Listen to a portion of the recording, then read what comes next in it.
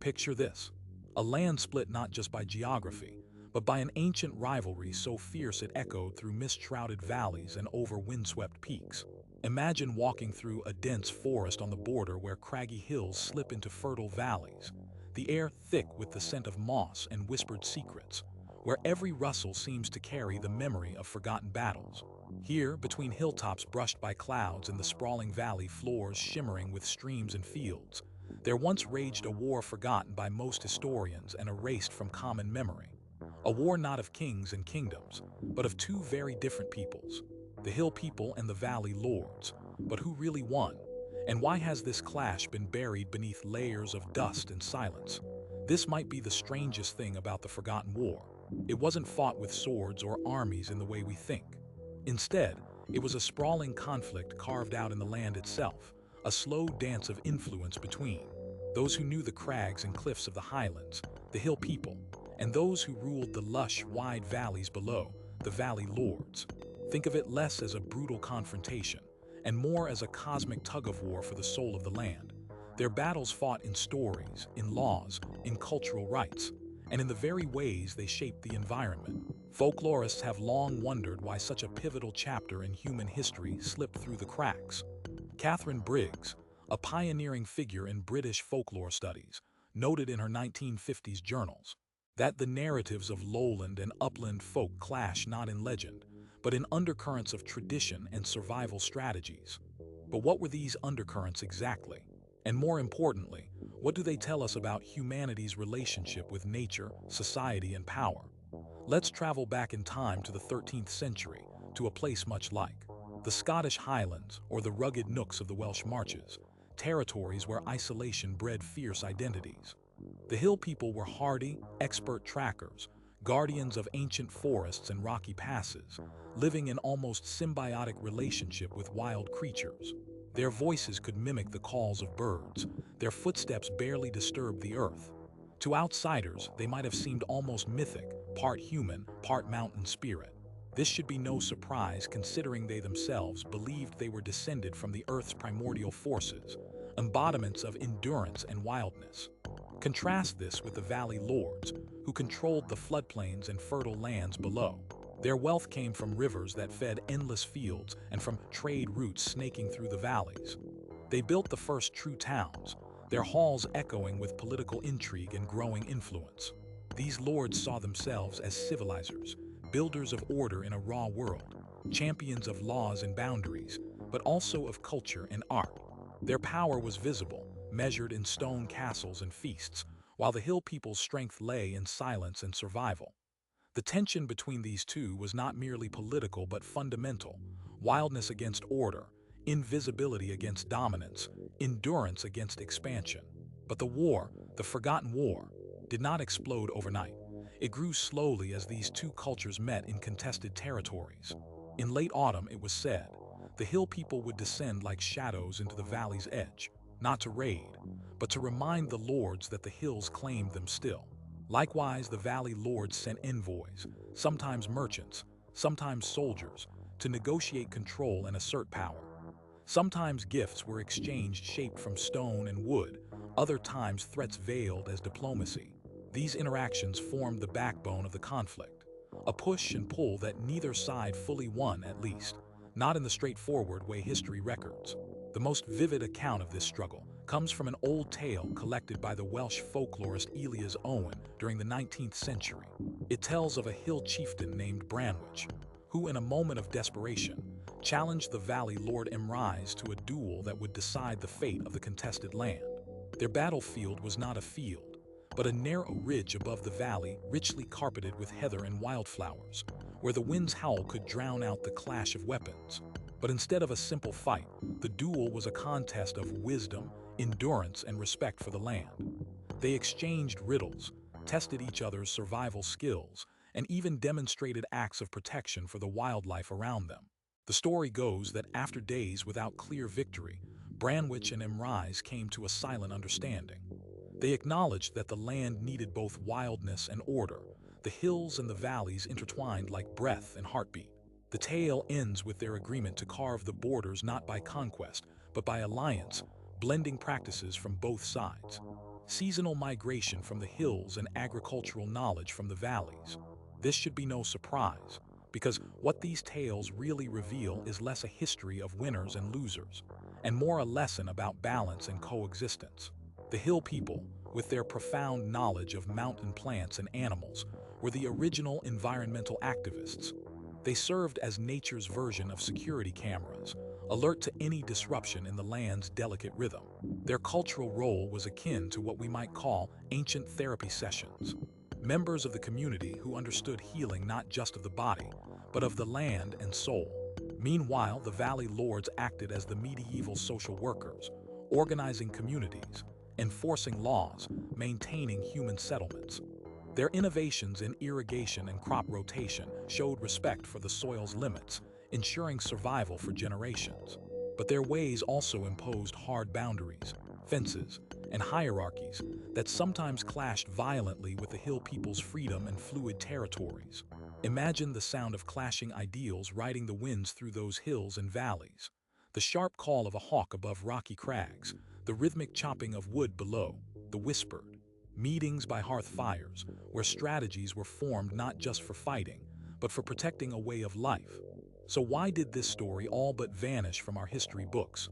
Partly because the victors in more recent conflicts rewrote narratives to suit their own rise.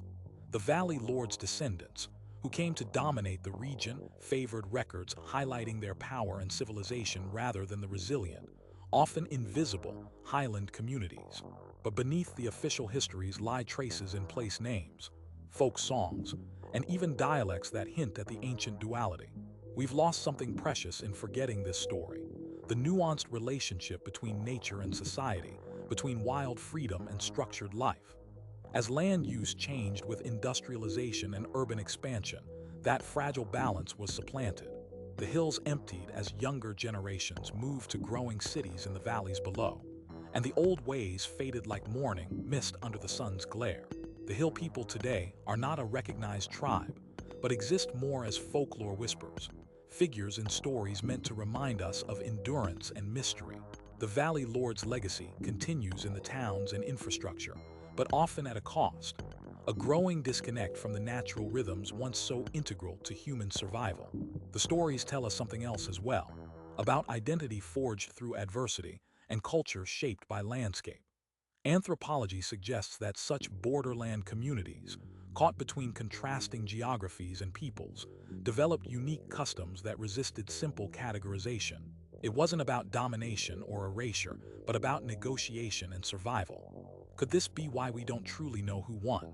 Because the war was never about total victory, but a tenuous, ongoing truce bending towards coexistence. Much like the seasons cycling between harsh winters and bountiful summers, the hill people and valley lords reflect the necessary interplay of resilience and control, wildness and governance. But the Forgotten War was more than just a historical event. It's a metaphor still relevant in today's world.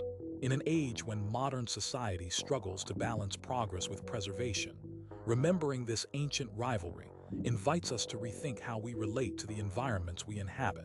The hill people's vigilance as environmental guardians contrasts sharply with the Valley Lords' focus on development and order, mirroring the debate between conservationists and industrialists of our time. And yet beneath this clash lay not antagonism alone, but interdependence, a theme that resonates deeply with current conversations about sustainable living. The peasants on the valley floor, descendants of both groups, may no longer tell tales of Branwich and Emrise, but inherit the legacy of their pact, a world where wild places hold value and structured communities recognize their debt to the earth that sustains them. Imagine now stepping out of that misty forest, emerging onto the ridge where those legendary meetings once took place. Feel the cold wind brushing your face, carrying scents of heather and pine, and realize that beneath your feet lies a story as complex as the land itself, waiting to be remembered. But there's more to this story, and secrets still hidden in the fabric of folklore and landscape. So stay with me as we explore deeper realms, ancient rituals that maintained peace, the spiritual beliefs woven into hill and valley identities, and the echoes of the forgotten war in modern cultural divides. This journey won't just reveal who really won, but why understanding their story matters now more than ever. As the winds sweep over that ridge where Branwich and Imrise once met, the mists cling just a little longer, as if reluctant to let go of the secrets buried beneath heather and stone. Those two figures, embodying hill and valley, wildness and order, did not vanish with their ages. Rather, their legacy whispers through the landscapes and stories that stubbornly refuse to fade fully into silence. To understand the true outcome of the Forgotten War, we must follow these whispers deeper into ancient traditions, rituals, and the spiritual tapestry binding these peoples to their land. One of the most illuminating, yet overlooked threads comes from the seasonal festivals practiced long after the duel on the ridge. In the 14th century, chroniclers noted the hill and valley communities converged during the equinoxes, ritualizing a truce through shared ceremonies.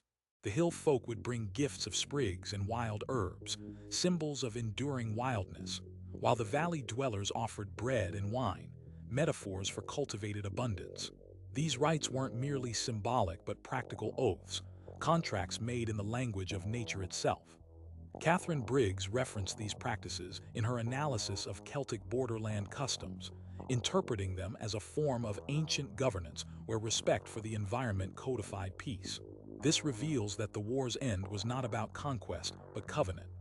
The valleys, often seen as bastions of rigid control, in fact recognized the vitality and authority of the hill's wild spirit, while the hill people acknowledged the necessity of order for communal flourishing. This alliance formed what anthropologists call a liminal society, a community existing on thresholds and margins, where dual identities meld into something unique. It's in these borderlands that language itself adapted, dialects blending words embodying both the untamed and the tamed. Imagine walking through a village at twilight, hearing elders telling tales laced with mountain metaphors alongside farming allegories, a living dialogue between sky-high crags and riverage fields. The Forgotten War was less a battle to erase the other, and more a negotiation of mutual survival. But the story grows more complex when we consider the spiritual beliefs tied to these landscapes. Folk historians like Elias Owen collected whispered lore of spirit guardians, inhabiting both hill and valley. The hill spirits known as Penwyn, guardians of rock and root, while the valley held Dufin, benevolent keepers of water and soil. These entities weren't mere myths but reflected the people's cosmologies, their understanding of how the earth itself demanded balance. The Penwyn were wild and aloof, rewarding respect and punishing desecration, while the Dufin maintained the cycles of growth and harvest. Together, these spirits formed a sacred ecology, a spiritual ecosystem that mirrored the political alliances forming in human settlements. This spiritual framework framed not only conflict resolution, but also environmental stewardship. The Hill people, as original environmental activists, embodied the Penwyn's vigilance, interpreting signs from the wind and animal behavior as omens for survival. Their role was akin to nature's version of security cameras, alert, quiet, always watching for disruption. Their intimate knowledge of the land's subtle moods enabled them to warn against deforestation or overgrazing long before damage became visible. The Valley Lords, meanwhile, crafted irrigation canals and crop rotations not simply for profit, but as acts of reverence towards the Dufin, maintaining the cycles that preserved life itself. These were medieval social workers in a raw sense, organizing communities not just for human welfare, but for harmony between humans and their environment. Yet the friction remained tangible in daily life. Folk tales collected in the 16th century from border valleys tell of hill spirits appearing during droughts or harsh winters, sometimes helping trapped travelers or guiding lost herds, other times leading unwary souls into labyrinthine brambles. One poignant tale described by Owen tells of Gwyneth, a valley farmer whose livestock were ravaged by harsh winter. Desperate, she lit a fire atop the hill ridge, a signal the hill people recognized as a plea for aid across old divisions. At dawn, rough-hewn villagers climbed down to the valley with stores of preserved food and plans to rotate pasture access, an act that, without fanfare, renewed the alliance forged centuries before, out of necessity and respect. But this harmony didn't last forever. As early modern industrial ambitions crept into the valleys and hills, the fragile balance began to fracture. The rising power of centralized governments and emerging capitalist enterprises found the liminal society inconvenient. Identities that blurred boundaries threatened the homogenizing control those rulers sought. The hill people, always fewer in number and harder to categorize, were gradually absorbed or displaced, their traditions relegated to the realm of superstition and legend. Meanwhile, the Valley Lords' descendants fortified holdings both real and symbolic. Stone castles replaced wooden crags, formal courts supplanted clan councils, and written records edged out oral memory. This transition explains much about why the Forgotten War disappeared from textbooks and archives. It wasn't that the conflict suddenly ceased, but that its terms changed, and those controlling the pens and presses rewrote its outcome to favor a narrative of progress and civilization. The erasure of the hill people from official histories mirrors a global pattern where indigenous or marginal peoples are cast as obstacles to development, rather than as partners in stewardship. Yet traces persist, in place names echoing ancient hill dialects, in folk songs hinting at early resilience, and in local festivals coloring valley life with shades of mountain lore. What these enduring fragments reveal is a universal truth.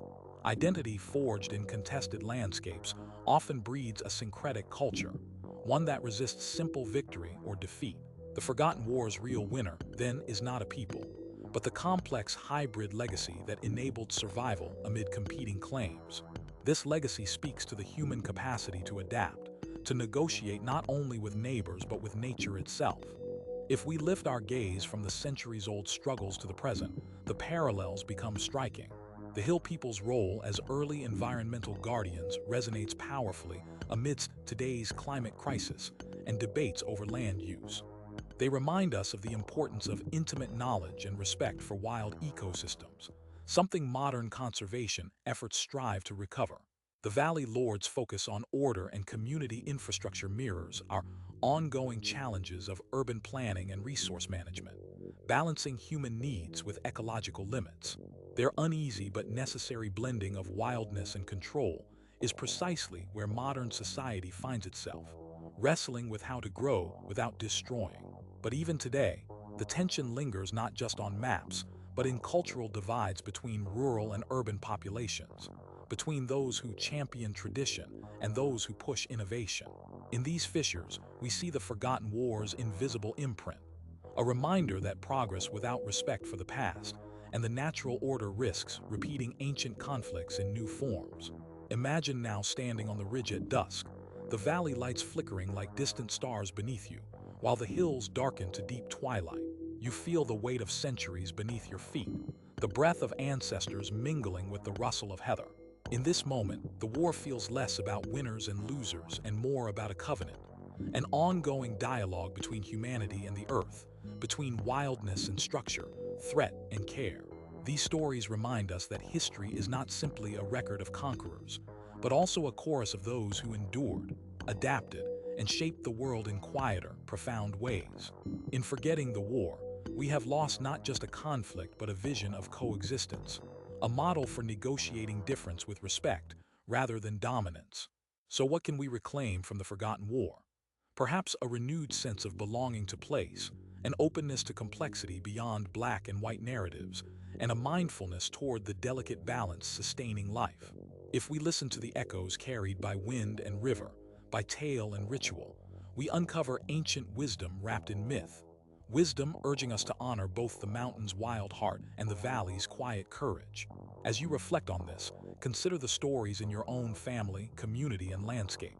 What forgotten battles, uneasy alliances, or resilient spirits shape your heritage? How might these ancestral echoes guide modern challenges of identity, environment, and belonging? The Forgotten War between the Hill People and the Valley Lords is not a chapter closed in dusty tomes, but a story living beneath our feet, a testament to the power of balance, the endurance of culture, and the perpetual dance between nature and society. By remembering, we keep these lessons alive, inviting mystery back into our world, and acknowledging that sometimes the greatest victories are those of harmony rather than conquest. So next time you find yourself between hill and valley, hear the wind through the pines, or watch the rivers carve their paths, remember Branwich and Emrise, their dual not of violence but understanding, And know that in this ancient covenant lies a map, not just of past wars, but of future peace.